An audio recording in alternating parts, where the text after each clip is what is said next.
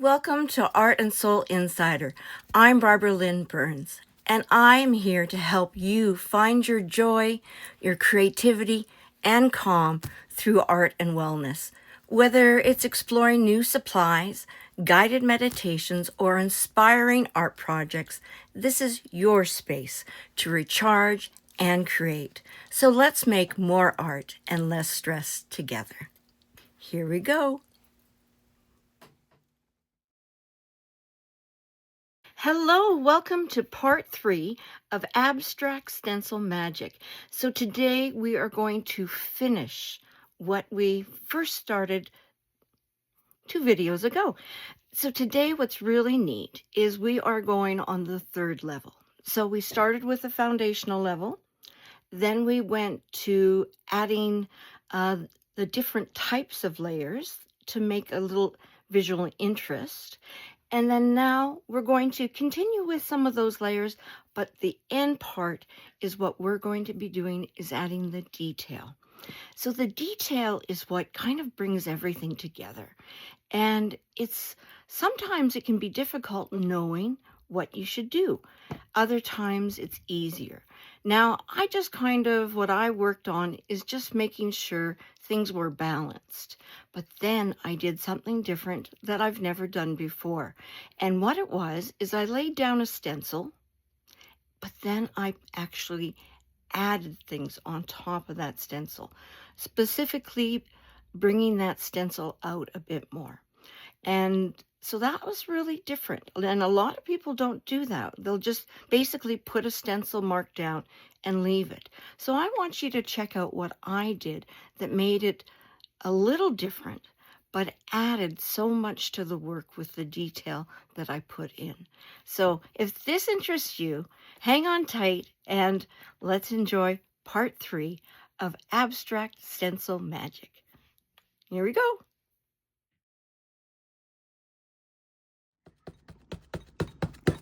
Yeah, more paint. Okay. Need more paint. I would much rather need more paint and add more paint than having too much paint. Right? I find it's easier to put paint on rather than trying to put the paint back in, especially when it's all wiped like this. Sometimes I recycle my paint, like I'll keep a big container of it, right? If I'm doing something, not a big container, but I'll cover it up and use it the next day. But other times I've got a notebook where I just kind of fill the extra paint that I have in artwork. Oh, that's way too thick. I hope it didn't go underneath. It might have gone underneath there. So this way we are getting pure white. So I've got some yellow showing there, got some red showing there. Oops, got a little, see there, should have taped there. I'm going to put my finger there and get my finger all messed up. And that's okay. Oh, the paint's coming off on my brush. So we're seeing a little bit of pink. So we are needing more paint. The red, huh? So the red must have a lot of, strong dyeing possibilities. I'm going to take the tape. Oh, where's my... Here it is. I'm trying to use this old guy up. So I've got some paint here. So I'm going to might have to do some splattering to make that look a little normal, right? Oh, I used too much paint here. When I did my blob, I just wasn't paying attention. I was talking and looking for other things, and I added too much. So there you go. I'm just going to go like this. There we go. And let's cover that red. There we go. Color that yellow a little stronger. There. Good. Oh, little red down here. You see that? You want to make sure it's covered, because that's the whole idea of getting that visual showing because it's a contrast of one color versus another. So here's my tape. Carefully lift off your tape. This is painter's tape, so it comes with a really softer adhesive. So you're more likely to have ease in lifting your tape off. There we go. Oh, and I taped it there. There we go. Okay, there we go. Take that tape off. And what I like to do is kind of wipe it down, because too much of it, after time, you get a buildup of paint, and it can ruin your edges here because you have paint there. So I kind of like to lift.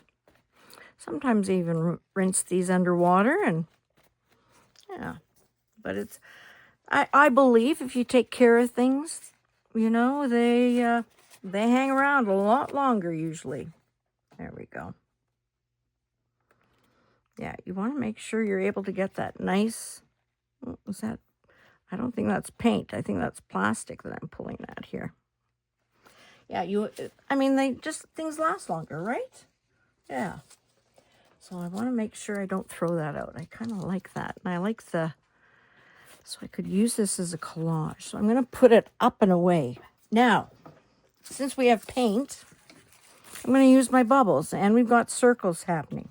Okay, so I'm actually going to see if I can use this paint. Oh, and I can here. And I'm just basically putting it on top. I don't know if it's going to work, you know, how much paint there's actually in here, but we will see. So I've got that nice and bright there. So let's do something bright. Here. Oh, do not show. Yeah, so I need more paint. And I'm going to clean my brush here because this is acrylic, and so I'm just going to go off air for a bit. I'm taking this. I'm off my seat here. And I'm taking off the excess ink paint that I have on here because it's causing the paint that I did have kind of to crumble off. So just wiping it on my cement floor. I'll clean it up later. You think I didn't have any more of this stuff by the way I'm trying to save it, but like I said, I like to reuse things, right? So shake this. This is the acrylic ink. And I don't want to get on top of that because that's still wet. I don't want to use my watercolor brushes for this because this is ink. So I'm going to use an acrylic brush. So let's get an acrylic brush. There we go. Oops, don't want it on the paint there, just in case it's drying. Now I could use regular paint, watercolor paint, but I'm going to use the ink so for you to actually see it. Okay, so very liquidy, see? Very liquidy. Taking this and I'm brushing it over. Oh, I'm brushing it on the wrong side. That won't work. There we go. Oh, that's funny. I was like, what? That's really weird. Yeah, it is, because you're on the wrong side, Barb. Okay.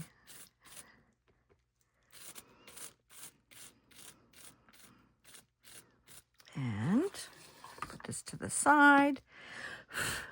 I'm going to scrape off this. I should have done this beforehand. And I'm just going to go in and place it. Very light because it's liquidy. There we go. My shirt is all full of the white flecks. And it's, you know what, because it's flecky, And there's a fleck here. I think I'm going to add some um, splatters in there. Yeah, I think splatters would be nice. This kind of has a stop and a start, doesn't it? Like, you know what I mean? When I say stop and a start, it's very, you know, if I go like this, it look kind of weird that it's stopped there. So let's maybe bring that out, do the center kind of part. And I'm going to take a sponge. Okay. And I'm going to go like this.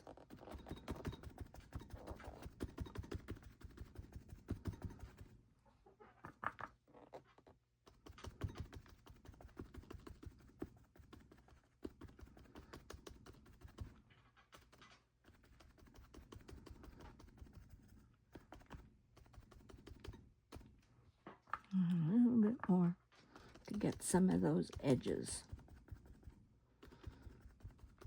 There. It's almost too much. I've gone overboard, really. I'm looking at this, I'm going, holy Toledo, that is overboard. So we'll have to tone it back somehow. Oh my gosh. Yeah. Okay, what can we do? We'll figure it out here. Yeah, okay. Let's blow dry and let me think for a bit. I like what I did here. See how it's kind of like almost a fade out? That's kind of cool. This one's a little like really harsh and then a little bit. But this one, really nice. I like that a lot. While I was blow drying, I was thinking I would add some color in these dots. Here we got a little too much liquid with the acrylic ink. So sometimes I think that's why some people prefer using the acrylics rather than inks, because the inks are liquidy and they can seep underneath. Even though you think your brush, not your brush, your sponge is somewhat dry, right? But it's wet with the ink. So there's that. Now I've got to get my, gonna do a little switcheroo here. Get my paints over here again. And I'm going to take a small brush. Where's my small one that I like? Oh, this one's nice. This is a gum bracker. This is a multimedia pencil, or pencil paintbrush. I'm getting my tools all mixed up today. But this works quite nice. It works, I've used it for watercolors, I've used it for acrylics, but I wouldn't do acrylics with this brush, right? So, yeah, a lot of my watercolor brushes, I do not go anywhere near the acrylics. This I'm trying out. I've never actually put watercolors on top of acrylics. Acrylics, when it dries like it's a plastic film. So I'm going to see how this works. Oh, my colors flew up. There we go. Okay, here's my yellow that I used. Let's see how this works. I'm going to use it quite painterly, right? Quite thick, so it'll show up. Oh, it's not working too bad. I'm going to have to go slow in order to make it somewhat like a circle. Oh, okay. I think let's do that. Let's continue on.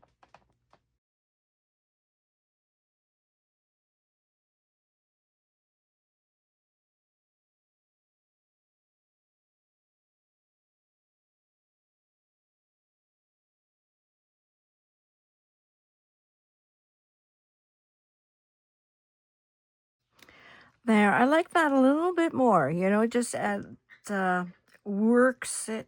makes the white not as bright, kind of tones it down, and it makes it kind of more, because right now, like that white with this is very high contrast.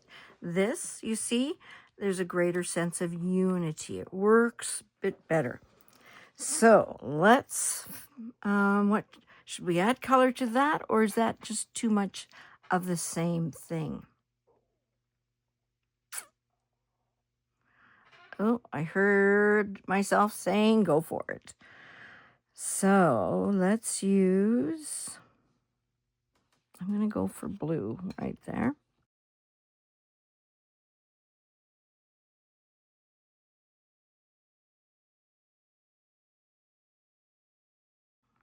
So we might need to do glazing over this one.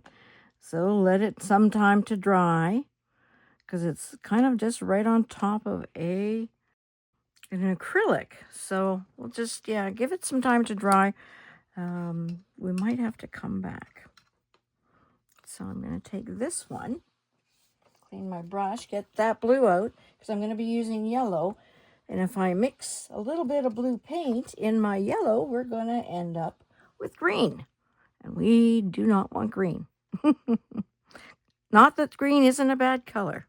Green's a lovely color. But we are wanting, yeah, I think that's going to, yeah, I'm happier now. It was a little too much, right? It was a little too much there. So let's do the red here.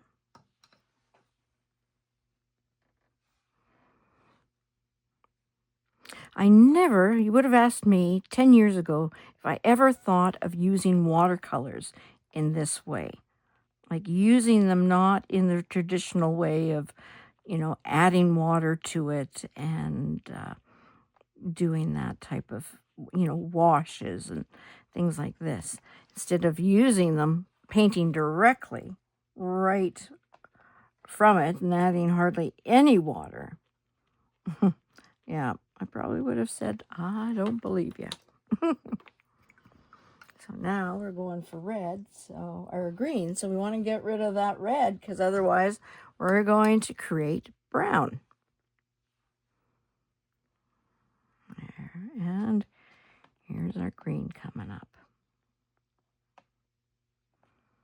Green's a lovely pop, isn't it? It's a lovely green.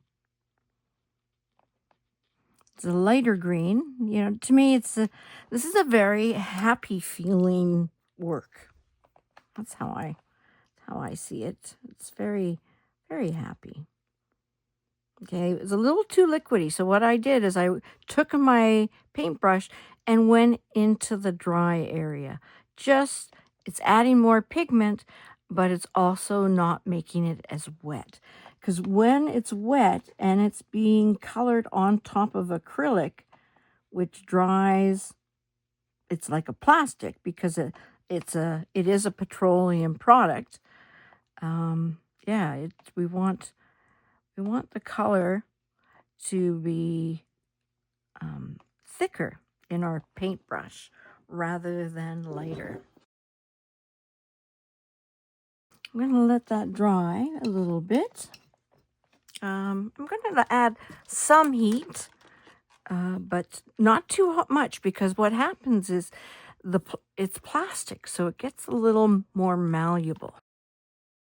I'm needing a little more green in there. You see that? That one? That one kind of has a really dark or thicker green on that one side.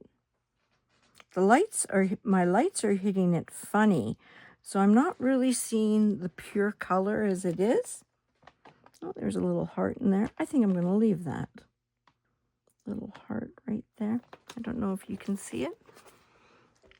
Right there. See there? There's a heart in the green paint. Hopefully that is a good camera angle. Not too close, right? Let's go here. Yeah, the lights are hitting it kind of weird that I'm not seeing the true... Oh, right. Might as well do the green here. Not seeing the whole color as it should be. I'm seeing Yeah, it's a variation. There we go. A little thicker paint on top. That works much better. Yeah, I wouldn't have believed you if I said I was using watercolors this way. That one has paint in it. And a little bit of green still in my brush. Okay. So that's that. Let's do the blue. What I have to watch out is when I dip my paintbrush in the water, I have to be careful that I'm not submerging it, because sometimes when you submerge it and it comes out, you actually have, I don't want to get my painting wet, and that's why I'm doing this. You don't want to have water hanging around this edge right here, because what can happen is it can drop wherever you're painting. So always be aware, especially when you're doing watercolors, that there's no paint around the furrow there. Because otherwise some little accidents can happen, a little drop, and your painting is not as good as you had hoped. Now you have to watch out with this, because again, this is watercolor, and if you add too much water, you're going to activate the paint, right? So you want to just have the right amount of paint versus the water combination. How do you get that? Oh, you got luck of the draw sometimes. Just have to play. And if it gets too wet, don't worry. Always dries, and you can start again. Oh, you know what I realized here? I didn't really have oh yeah, I do have a big blue one, but it's not really blue, is it? It's a light blue, which is very much how it looks when it's watered down, but we're using the more thick, and I want a little punch in the blue there.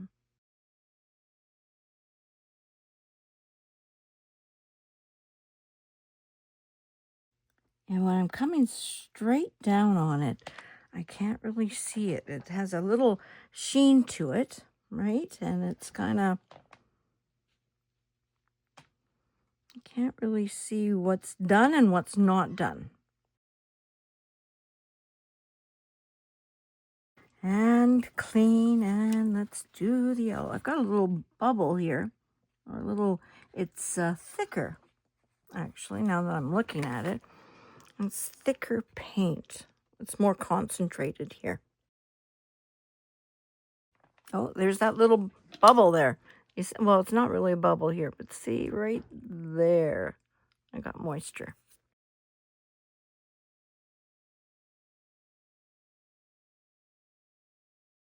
Wish you could see me behind the scenes. I'm kind of deking and diving, it looks like, to get the right angle. We need something there. Let's put the green there, because that's kind of a nice, big, juicy one with nothing on it. So I'm going to add some green. Perfect. Okay. So now, what do we want to do? Do we want to add some color in here to get that sense of unity? I could add a little bit. Let's see. I'm just trying to think how I could do it. Maybe a little stippling. Kind of like that. Just here and there. We'll see how it dries. It might dry a little more orangey. I'm going to do just 3 of them.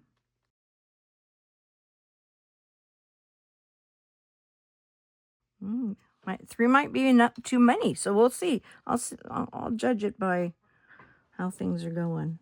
Okay, I'm going to do a little green, because it's there's the green kind of coming up and out. I'm going to do it here. See if I put it thick enough, it should show up against the red kind of coming underneath. And let's just add a little bit right in here. There. Okay, so I got the yellow. I'm kind of moving them back and forth with, it keeps me in line to know which one I've done. So let's add some water.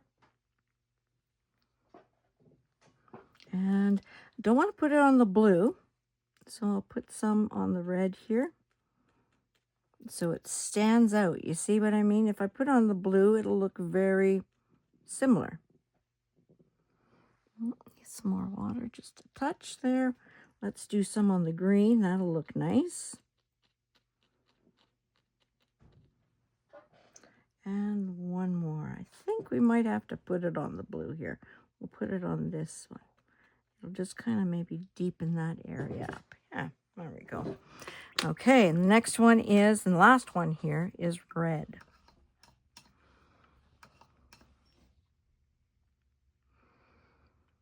Okay, that's a little too liquidy, so I'm just going to kind of go into the dry area. And okay, we want a red here, because that's kind of in the blue. And I'm going to do a red right on the green, as I did on the opposite. And let's do one up here on the blue. There. Don't want to do too many. There's already enough bump, bump, bump, right? So now I'm going to take the ink. But before I take the ink, I am going to make sure everything is dry. So I'm putting my paints away for now. I never know when I might want to come back to them. And yeah, let's see. I don't know if I want them that strong. So I'm going to actually try a 2.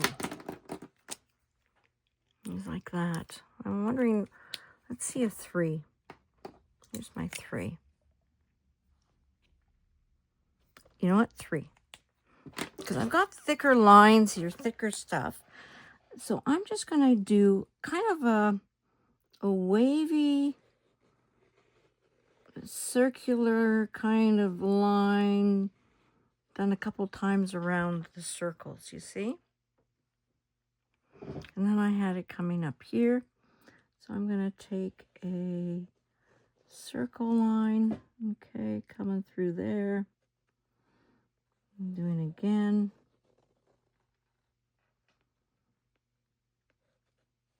And let's do one more time.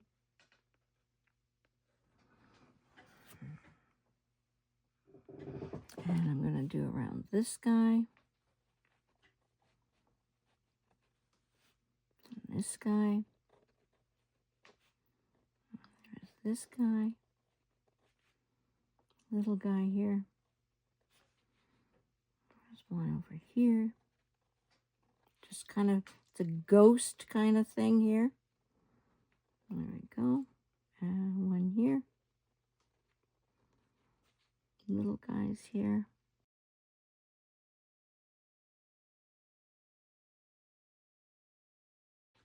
Okay. Oh, one really went out wide, didn't it? There we go.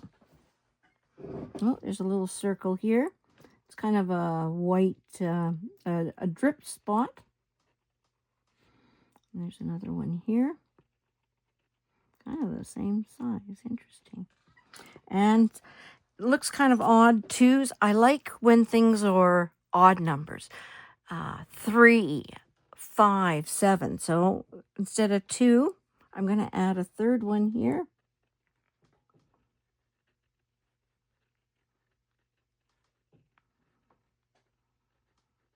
Kind of skipped over that, so I'm going to go over with that. Okay, so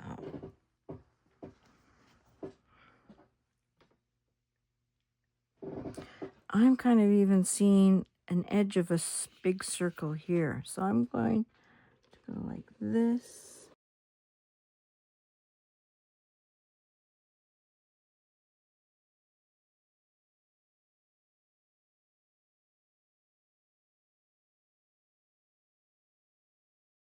This one's very busy, this work. It's almost too busy. I'm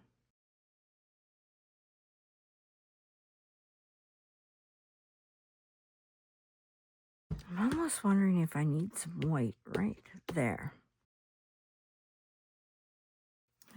Okay, I think that's what we're gonna do.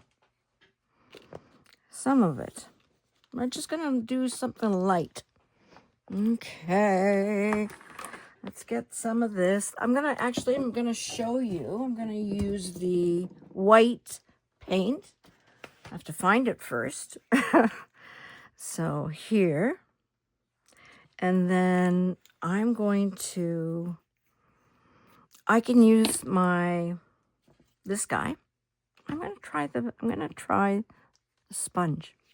So I'm gonna get the paint kind of all over. We'll see how it is. And I'm just gonna tap, tap, tap. And here we go.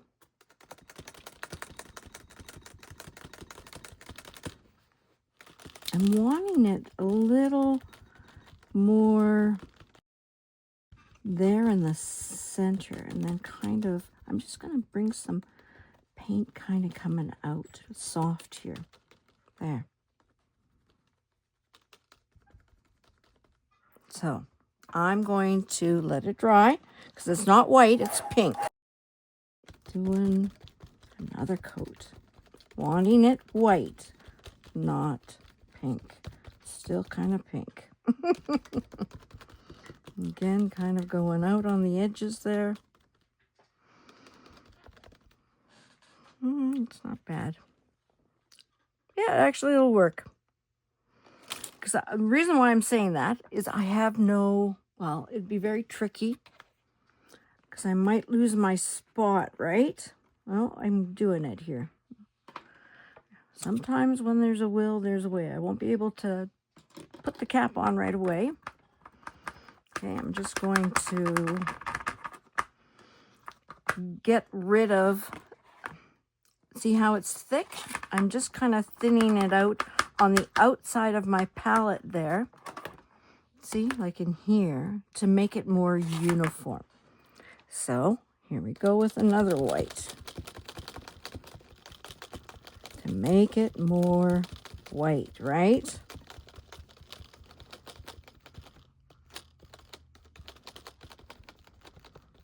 Okay, it's going in the water, taking it off.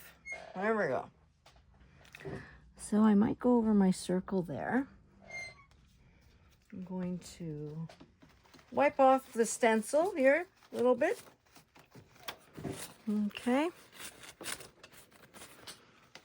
I use white a lot in my work for accentuation, for a little bit of oomph. Now, it might be too much, It might be. I'm going to use my white gel pen. Talking about I'm adding too much, and what am I thinking? I'm going to add a little more white. Now, I'm looking for, here, I got a piece of paper I can write. Sometimes my white gel pens don't work that great. Very frustrating. Yeah, they're not working, so it's a sign. That's what I view. It's a sign. Just say no, because I'm thinking there's a little bit of something there, but it's way too much white, and I know that. So leave it. We're gonna blow dry it though. So I've got the black kind of ring around here. Okay, I'm wanting some of it to go on top. So let's just kind of go like up, like that.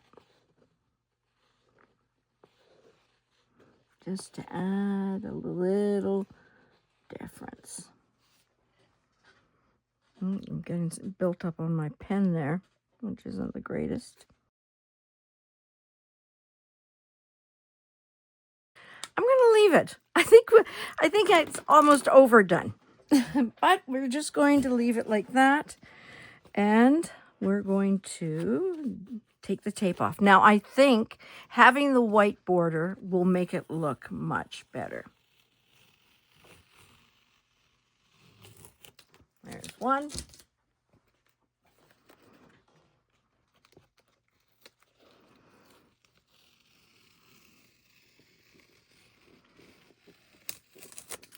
So the main reason for this is I wanted to show you the lifting technique, and especially that you can do it with stencils. So you don't have to use, if you have stencils, you don't have to use them just one way.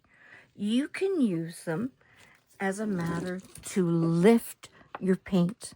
Now, the paint that can lift is, I'd say, probably tempera and naturally the watercolor.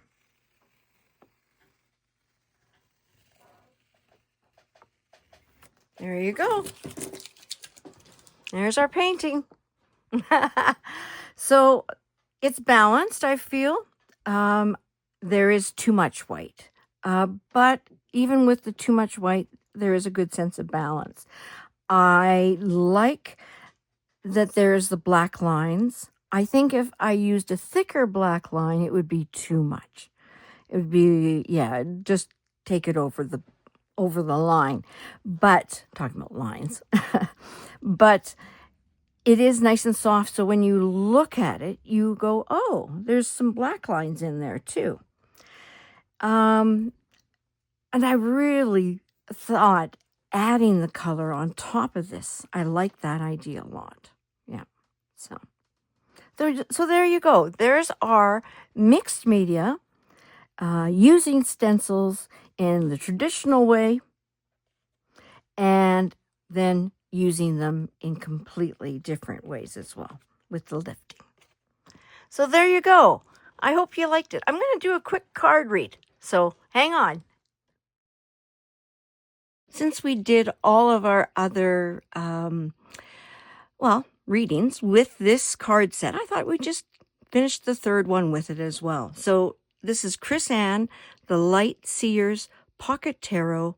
And again, it's like a pocket tarot. You see, it's about that thickness, but it's smaller. So pocket tarot, bigger tarots are about, that much bigger.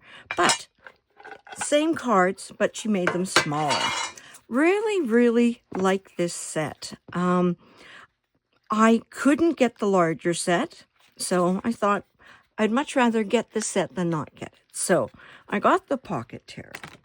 So this reading is going to be for someone, whoops, didn't do that very well, is going to be for someone that is watching this, okay, on the kind of near the release date. Another one could be someone that could be watching this at a much further date than the release date. So there's possibilities with that. And then the third choice is for it to be with the collective. So the collective means basically everyone. Something in these cards will hit everyone who hears it. I am going to take this one. I got two. Okay, interesting. I picked up two. Let's see. Here we go. The first one I was aiming for was the Knight of Wands. The Knight of Wands. So this is, I think last couple times we got Major Arcana. So this is not the Major Arcana. There we go, Knight of Wands. The book's kind of tiny, so I might stop in the middle of reading it to get my thumb out of the way. Here we see a very strong individual. At least he looks like a very strong individual. He has, he's wearing a necklace, which is a triangle. The triangle means, in shapes, a sense of movement. Okay, it has one horizontal line, which means peace, but you have two diagonal lines, meaning movement, growth, that type of thing. He's holding the wand tightly and firmly in his hand. He looks solid where he's standing, yet there's a relaxed, I assume he's a little bit relaxed with the hands in the pocket. Behind him is a great lion, okay, which is lion. We hear the saying, king of the jungle, right? So here we go. Charisma, passion, spontaneity, pursuing your dreams, fast energy, enthusiasm, courage, taking inspired action, the pursuit of adventure. Oh, sorry. I'm moving the card all the way around. Sorry about that. What have you been dreaming about? The Knight of Wands gallops in and out of your reading with messages of adventure, of impulsivity, and of bravely pursuing the things that inspire you the most. Sorry about that. Gotta adjust. That passion project that you've been tinkering with, that drum circle you've always wanted to enjoy. Allow spontaneity into your choices and gift yourself the freedom to shift your reality to match your desires. It's okay to crave new things and to run with the wind when you're feeling charged up about an idea. Go with it. Allow this high-spirited energy to rush in and incite a wildfire of positive momentum. In shadow, this card counsels against recklessness, impulsivity, and heated outbursts. You don't want all that pent-up creative energy to spontaneously combust. Fan the flames and leave some energy for the long haul. Make your passion work for you while whooshing yourself towards success. Here the affirmation says, in the pursuit of the imagined, I manifest this fire with the infectious feelings of inspiration. Wow. Okay. And here's the second one. 8 of Pentacles. So here she is sitting at a desk. A lot of energy is coming out. You see that? Just a lot of power. She has a quill to write. She's holding a candle for light. So that could symbol the light within you, or the light that you give out. She is surrounded by, all sorts of things like books, a plant. This looks like jewels, or could be some medicines of something, because she has a pestle there to ground things up. So 8 of Pentacles. And again, the whole course of the moon cycle. Mastering a skill, an expert, craftsmanship, the Meraki that you put into your work, methodical progress, patience, and determination, sole purpose. Patience and determination are the best ways to ensure your success. Mastering the skill takes time and perseverance, and shortcuts are not the best path forward as you build your experience. Remain dedicated to excellence and to developing your unique form. Study, practice, improve, and thrive. Put your Meraki, your love, or your soul, and your energetic essence into your work, and bring it in a consistent, methodical way. Perfect your craft and imbue joy into the repetitive things that you find yourself doing. Find flow in the details, no matter what it is that you find yourself dedicated to. If you know it's time to move on to something more inspiring, find your plan to do so. Consistent action is called for, and often we feel blocked right before we expand to new levels. It's okay to be imperfect as you learn. As you become the master, find joy in self-improvement to help you get there. And the affirmation is, with loving determination, I persevere and I become the person I long to be. So I think these are just wonderful cards that are together. Both are a form of action. Both show a sense of strength and mastery, moving forward if you desire to move forward. Wow. Yeah, very special. So there you go. Have a wonderful week. Know that you are loved, you are magic, and you are so important on this earth to share your gifts with others and to make the world a better place. I love you, and we'll see you next week. Bye-bye.